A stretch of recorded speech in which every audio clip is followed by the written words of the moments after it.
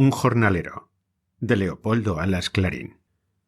Salía Fernando Vidal de la biblioteca de N, donde había estado trabajando, según costumbre, desde las 4 de la tarde.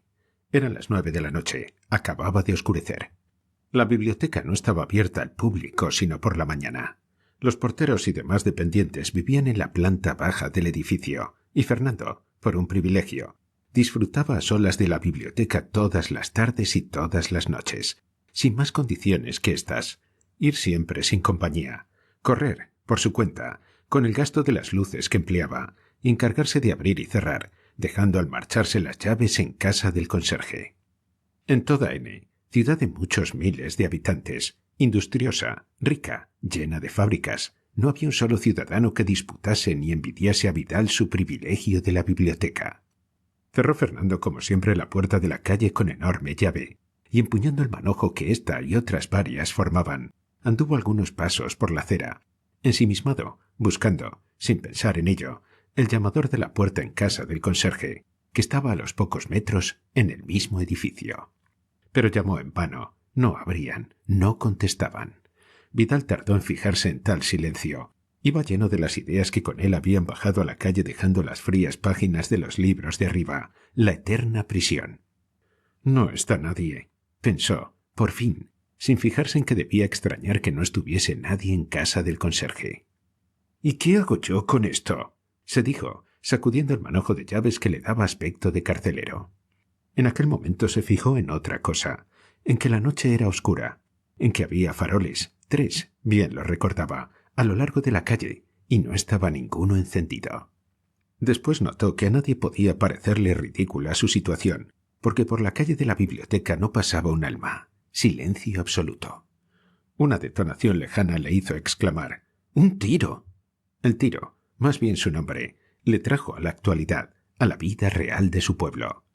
Cuando salí de casa, después de comer, en el café oí decir que esta noche se armaba, que los socialistas o los anarquistas o no sé quién preparaban un golpe de mano para sacar de la cárcel a no sé qué presos de su comunión y proclamar todo lo proclamable. Debe de ser eso, debe de estar armada. Dios mío, siguió reflexionando, si está armada, si aquí pasa algo grave, mañana acaso esté cerrada la biblioteca, acaso no me permitan, o no pueda yo venir de tarde a terminar mi examen del códice, en que he descubierto tan preciosos datos para la historia de los disturbios de los gremios de R en el siglo. Por vida del Chápiro. Y si mañana no concluyo mi trabajo, el número próximo de la revista sociológico-histórica sale sin mi artículo. Y quién sabe si Mr. Flinder, en la revista de Ciencias Morales e Históricas de Zúrich, se adelantará, si es verdad, como me escriben de allá, que ha visto este precioso documento el año pasado, cuando estuvo aquí mientras yo fui a Vichy. No, 1000 veces no, eso no puedo consentirlo. No es por vanidad pueril, es que esos socialistas de cátedra me son antipáticos. Flinder de fijo arrima el ascua a su sardina, de fijo lo convierte todo en sustancia, y de los datos favorables para sus teorías, que este códice contiene, quiere hacer una catedral, toda una prueba plena. Y eso, vive Dios, que es profanar la historia, el arte, la ciencia. No, no. Yo diré primero la verdad desnuda, imparcialmente, reconociendo todo lo que este manuscrito arroja de luz en la tan debatida cuestión, pero sin que sirva de arma para tirios ni troyanos. Me cargan los utopistas, los dogmáticos. Sonó otro tiro. Pues debe de ser eso, debe de haberse armado. Vidal se aventuró por la calle arriba. Al dar vuelta a la esquina, que estaba lejos de la biblioteca, en la calle inmediata, como a 30 pasos, vio al resplandor de una hoguera un montón informe, tenebroso, que obstruía la calle, que cerraba la perspectiva. Debe de ser una barricada. Alrededor de la hoguera distinguió sombras. Hombres con fusiles, pensó. No son soldados, deben de ser obreros. Estoy en poder de los enemigos del orden. Una descarga nutrida le hizo afirmarse en sus conjeturas. Oyó gritos confusos, ayes, juramentos. No cabía duda, se había armado. Aquello era una barricada, y por aquel lado no había salida. Deshizo el camino andando, y al llegar a la puerta de la biblioteca se detuvo, se rascó detrás de una oreja y meditó. Mañana, por fas o por nefas, Estará esto cerrado. Mi artículo no podrá salir a tiempo. ¿Podrá adelantarse Flinders? No dejemos para mañana lo que podemos hacer hoy. Sonó a lo lejos otra descarga, mientras Vidal metía la gran llave en su cerradura y abría la puerta de la biblioteca. Al cerrar por dentro oyó más disparos, mucho más cercanos, y voces y lamentos. Subió la escalera a tientas. Reparó al llegar a otra puerta cerrada, que iba a oscuras. Encendió un fósforo. Abrió la puerta que tenía delante. Entró en la portería, contiguo al salón principal. Encendió un quinqué, de petróleo, que aún tenía el tubo caliente, pues era el mismo con que momentos antes se había alumbrado. Entró con su luz en el salón de la biblioteca, buscó sus libros y manuscritos, que tenía separados en un rincón, y a los 5 minutos trabajaba con ardor febril, olvidado del mundo entero, sin oír los disparos que sonaban cerca. Así estuvo no sabía él cuánto tiempo. Tuvo que detenerse en su labor, porque el quinqué empezó a apagarse. La llama chisporroteaba. Se ahogaba la luz con una especie de bostezo de muy mal olor y de resplandores fugaces. Fernando maldijo su suerte, su mala memoria que no le había hecho recordar que tenía poco petróleo el quinqué. En fin, recogió los papeles deprisa y salió de la biblioteca a oscuras, a tientas. Llegó a la puerta de la calle, abrió, salió, y al dar la vuelta para cerrar, sintió que por ambos hombros le sujetaban sendas manos de hierro y oyó voces roncas y feroces que gritaban: «¡Alto! ¡Date preso! ¡Un burgués! ¡Matarle!». «Son ellos», pensó Vidal, «los correligionarios activos, prácticos de Mr. Flinders». En efecto, eran los socialistas, anarquistas o Dios sabía qué, triunfantes, en aquel barrio a lo menos, con otros burgueses que habían encontrado por aquellos contornos. Habían hecho lo que habían querido. Quedaban algunos malheridos, los que menos apaleados. El aspecto de Fernando, que no revelaba gran holgura ni mucho capital robado al sudor del pobre, los irritó en vez de ablandarlos. Se inclinaban a pasarle por las armas y así se lo hicieron saber. Uno, que parecía cabecilla, se fijó en el edificio de donde salía Vidal y exclamó: «¡Esta es la biblioteca! ¡Es un sabio! ¡Un burgués sabio!». «¡Que muera! ¡Que muera!». «Son 2 que mueras». «Matarlo a librazos. Eso es. Arriba, a la biblioteca. Que muera a pedradas. De libros infames que han publicado el clero, la nobleza, los burgueses para explotar al pobre, engañarle, reducirle a la esclavitud moral y material. ¡Bravo, bravo! Mejor es quemarle en una hoguera de papel». «Eso, eso. Abrasarle en su biblioteca». Y en pellones, Fernando se vio arrastrado por aquella corriente de brutalidad apasionada, que le llevó hasta el mismo salón donde él trabajaba, poco antes, en aquel códice en que se podía estudiar algún relámpago antiquísimo, precursor de la gran tempestad que ahora bramaba sobre su cabeza. Los sublevados llevaban antorchas y faroles. El salón se iluminó con una luz roja, con franjas de sombras temblorosas, formidables. El grupo que subió hasta el salón no era muy numeroso, pero sí muy fiero. «Señores», gritó Vidal con gran energía, «en nombre del progreso les suplico que no quemen la biblioteca. La ciencia es imparcial, la historia es neutral. Esos libros son inocentes. No dicen que sí ni que no. Aquí hay de todo. Ahí están, en esos tomos grandes, las obras de los santos padres, algunos de cuyos pasajes les dan a ustedes la razón contra los ricos. En ese estante pueden ustedes ver a los socialistas y comunistas del 45. En ese otro está La Salle. Ahí tienen ustedes el Capital de Carlos Marx. Y en todas esas Biblias, colección preciosa, hay multitud de argumentos socialistas, el año sabático, el jubileo, la misma vida de Job. No, la vida de Job no es argumento socialista. Oh, no, esa es la filosofía seria, la que sabrán las clases pobres ilustradas de siglos futuros muy remotos». Fernando se quedó pensativo. Interrumpió su discurso, olvidado de su peligro y el de la biblioteca. Pero el discurso, apenas comprendido, había producido su efecto. El cabecilla, que era un ergotista a la moderna, de café y de club, uno de esos demagogos retóricos y presuntuosos que tanto abundan, extendió una mano para apaciguar las olas de la ira popular. «¡Quietos!», dijo. «Procedamos con orden. Oigamos a este burgués. Antes que el fuego de la venganza, la luz de la discusión. Discutamos. Pruébanos que esos libros no son nuestros enemigos, y los salvas de las llamas. pruébanos que tú no eres un miserable burgués, un holgazán que vive como un vampiro, de la sangre del obrero, y te perdonamos la vida, que tienes ahora pendiente de un cabello». «No, no, que muera ese sofista», gritó un zapatero, que era terrible por la posesión de este vocablo que no entendía, pero que pronunciaba correctamente y con énfasis. «¡Es un sofista!», repitió el coro, y una docena de bocas de fusil se acercaron al rostro y al pecho de Fernando. «¡Paz, paz! ¡Tregua!», gritó el cabecilla, que no quería matar sin triunfar antes del sofista. «Oigámosle, discutamos».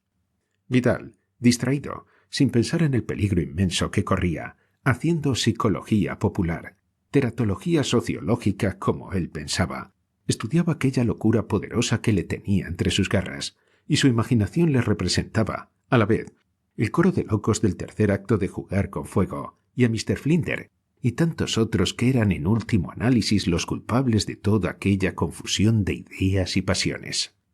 «La lógica hecha una madeja enredada y untada de pólvora para servir de mecha a una explosión social», así meditaba.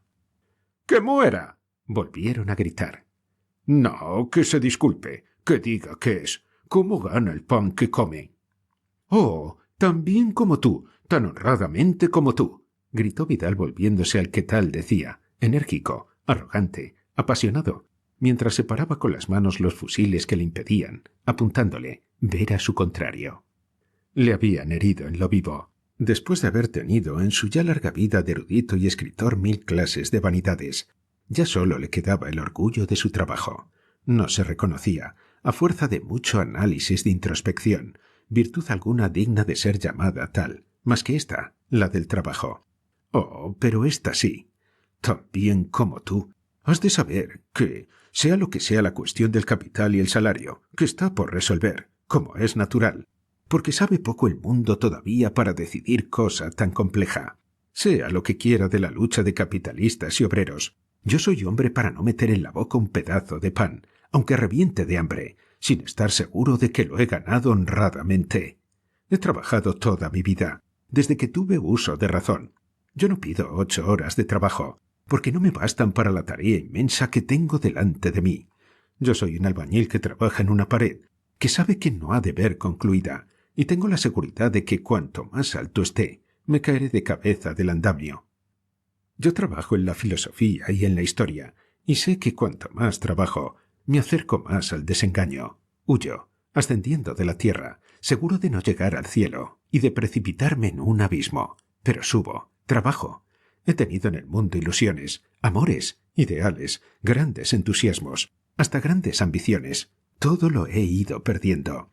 Ya no creo en las mujeres, en los héroes, en los credos, en los sistemas. Pero de lo único que no reniego es del trabajo. Es la historia de mi corazón, el espejo de mi existencia. En el caos universal, yo no me reconocería a mí propio si no me reconociera en la estela de mis esfuerzos. Me reconozco en el sudor de mi frente y en el cansancio de mi alma. Soy un jornalero del espíritu, a quien en vez de disminuirle las horas de fatiga, los nervios le van disminuyendo las horas de sueño. Trabajo a la hora de dormir, a oscuras, en mi lecho, sin querer. Trabajo en el aire, sin jornal, sin provecho. Y de día sigo trabajando para ganar el sustento y para adelantar en mi obra. Yo no pido emancipación, yo no pido transacciones, yo no pido venganzas. Desde los 10 años, no ha oscurecido una vez, sin que yo tuviera tela cortada para la noche que venía. Siempre mi velón se ha encendido para una labor preparada. Hasta las pocas noches que no he trabajado en mi vida fueron para mí de fatiga por el remordimiento de no haber cumplido con la tarea de aquella velada. De niño, de adolescente, trabajaba junto a la lámpara de mi madre. Mi trabajo era escuela de mi alma, compañía de la vejez de mi madre, oración de mi espíritu y pan de mi cuerpo y el de una anciana. Éramos 3, mi madre, el trabajo y yo. Hoy ya velamos solo yo y mi trabajo. No tengo más familia.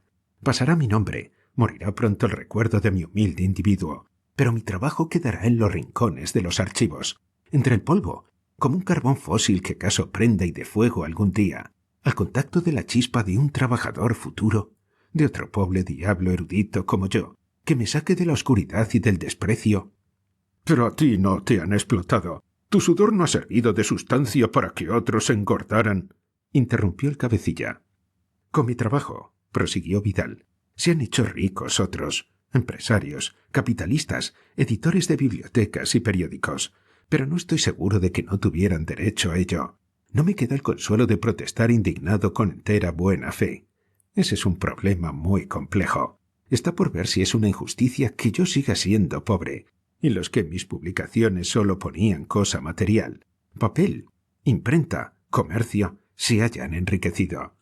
No tengo tiempo para trabajar indagando ese problema, porque lo necesito para trabajar directamente en mi labor propia. Lo que sé, que este trabajo constante, con el cuerpo doblado, las piernas quietas, el cerebro bullendo sin cesar, quemando los combustibles de mi sustancia, me ha aniquilado el estómago. El pan que gano apenas lo puedo digerir, y lo que es peor, las ideas que produzco me envenenan el corazón y me descomponen el pensamiento. Pero no me queda ni el consuelo de quejarme, porque esa queja tal vez fuera, en último análisis, una puerilidad.